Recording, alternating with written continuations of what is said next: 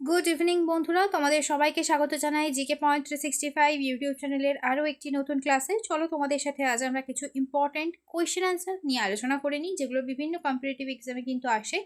তো সেই রকমই কিছু গুরুত্বপূর্ণ জিকে কোয়েশ্চেন অ্যান্সার তোমাদের সাথে আজ আমরা আলোচনা করছি। তোমরা ক্লাসটা অবশ্যই শেষ পর্যন্ত কিন্তু দেখতে থাকো। প্রথম প্রশ্ন দেখি, ভাতের প্রধান উপাদান কোন পুষ্টি উপাদান? সঠিক উত্তর হয়ে যাবে কার্বোহাইড্রেট। নেক্সট, ডিমের যে হলুদ অংশ সেটিকে কি বলা হয়? আমরা সবাই জানি কুসুম।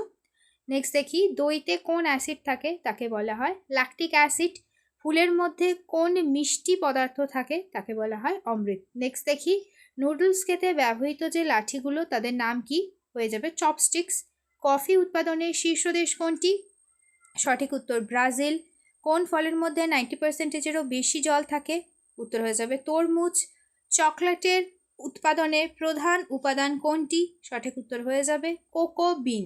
নেক্সট দেখি, কলার সবচেয়ে বেশি উৎপাদনকারী দেশ কোনটি? কলা সব থেকে বেশি উৎপাদন হয় আমাদের ভারতে। নেক্সট, আলফানসো, রসপুরি এবং তোতাপুরি এগুলি কোন ফলের জাত? সঠিক উত্তর হয়ে যাবে এগুলি সব আমের জাত। তো আজকের ক্লাসটি তোমাদের কেমন লাগলো তোমরা অবশ্যই কমেন্টে জানিও। যদি ভালো লাগে একটা লাইক করো, সাথে তোমার বন্ধুদের সাথে ক্লাসটি শেয়ার করে দিও।